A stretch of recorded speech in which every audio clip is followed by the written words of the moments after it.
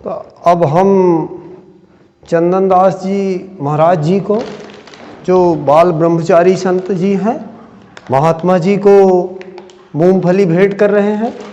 स्वीकार करिए महाराज जी मूंगफली।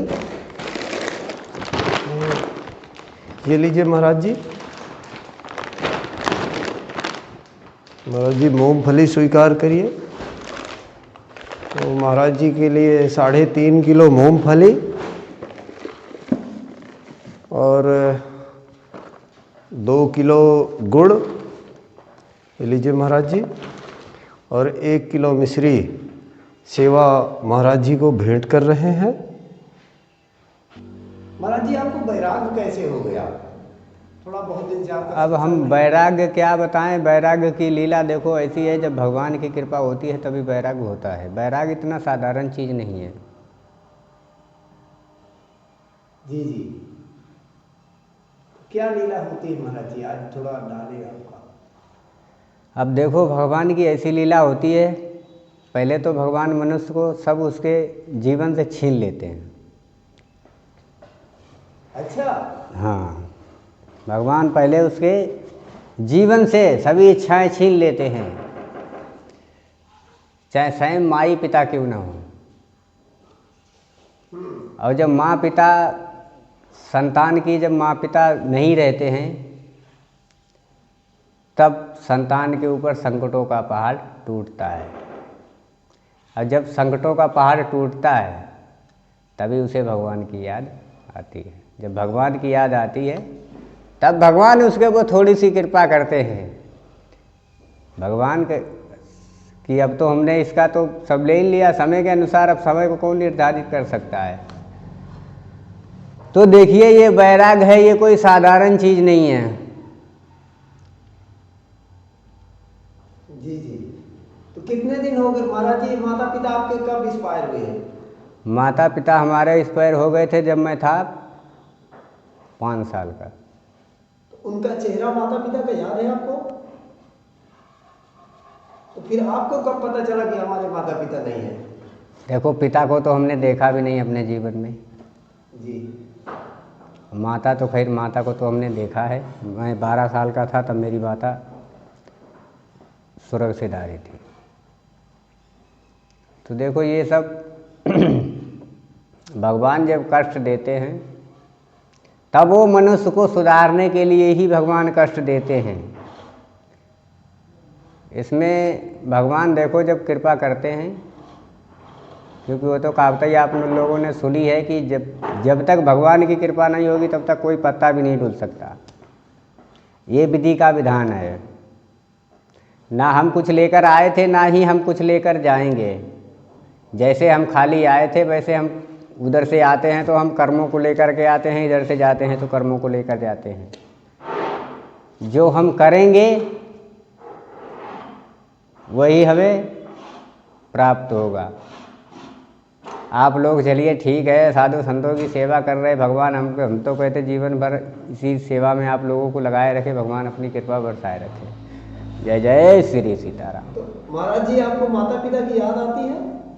नहीं, मुझे अब याद नहीं आती है, क्योंकि हमने अपना हृदय अंदर से कठोर कर रखा है। क्योंकि हमें अब संसारी से, इन चीज़ों से कोई मतलब नहीं, सिर्फ हमें भगवान से मतलब है। तो महाराज जी जैसे कि हम देख पा रहे हैं, आप लग रहा है दुखी हैं, रो रहे हैं। अब देखो क्या है, ये तो हमारे खुशी के आंसू हैं। अभी आप रो रहे हैं ना?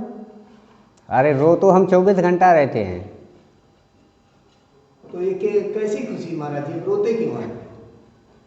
ये खुशी ऐसी है क्योंकि ये हम अपने भगवान के प्रेम में रोते हैं कि भगवान ने इतनी कृपा करी कि हमें वो प्रेम के आंसू दे रहे। अब जब तक हम भगवान के लिए रोएंगे नहीं तब तक हमारा अंदर का दिल पसीजेगा नहीं, कठोरता से ही धरे रहेगा। हाँ, ये तो मैं कहता हूँ कि देखो इतना साधारण नहीं है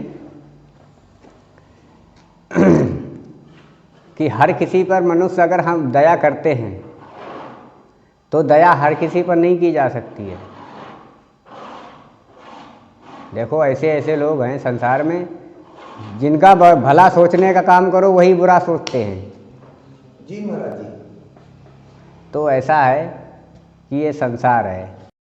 तो महाराज जी दया क्यों नहीं करनी चाहिए? दया ऐसा है कि दया करने वाले अगर सामने वाले पर अगर हम दया करते हैं तो दया ही हमारे लिए दुख का कारण बनता है। तो महाराज जी इस तरह से तो भगवान लोगों से भरोसा, अगर हम किसी को मदद करते हैं, किसी की सेवा करते हैं, उसका परिणाम उल्टा भी मिलता है। ऐसा है कि देखो ये हमारे तुम्हारे मनुष्य के हाथ में नहीं है, ये है परमात्मा के हाथ में। देखो परमात्मा ही है जिस लायक जिसको बनाता है। कराने वाले परमात्मा है, करने वाले हम हैं। ठीक है, करने वाले हम हैं, लेकिन दया उसी पर की जाती है जो दया करने लायक है।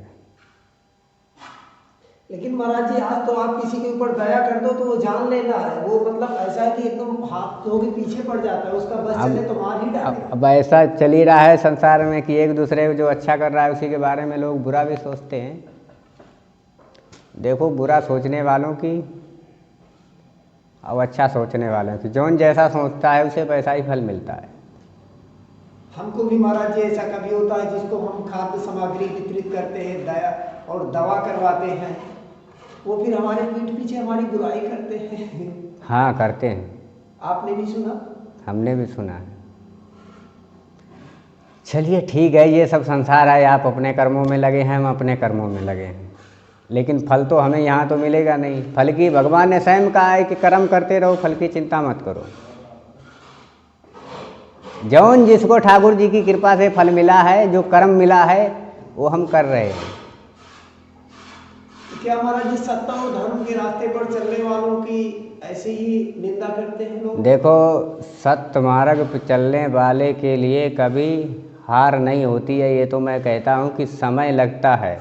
देखो सब्र का, अगर हम सब्र करते हैं तो सब्र का फल मीठा होता है। और जो धर्म के मार्ग पे चलने वाला व्यक्ति है वो देखो क्योंकि सत्य मार्ग पर चलने पर कठिनाइयाँ तो हैं, खैर अनेकों कष्ट हैं, लेकिन जो सतमार्ग पे चलता है वही आखिरी सीढ़ी पर चढ़ पाता है। लेकिन महाराज जी जब हम अच्छाई करते हैं तो हमें कांटे क्यों लगते हैं, बुराई क्यों मिलती है? इससे थोड़ा बड़ा कभी मन विचलित हो जाता है। अब ऐसा है, ये मन है, ये मन हमारे अधीन नहीं है, इसको हमें पहले मन को अपने अधीन करना पड़ेगा।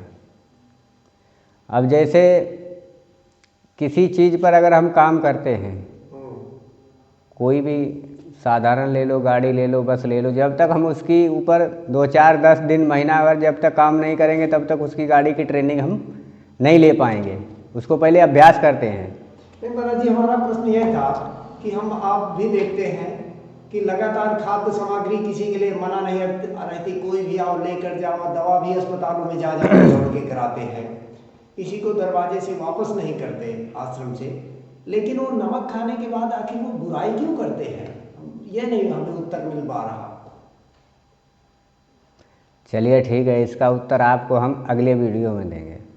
अब यह बात हम यहीं ख़त्म करते हैं, क्योंकि हमें कांतानाथ भगवान की परिक्रमा जाना है, समय हो रहा है, समय से आना भी है।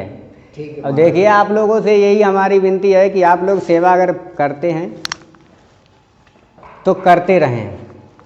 देखो हम तो कुछ नहीं दे सकते, देने वाले हमारे राम जी हैं,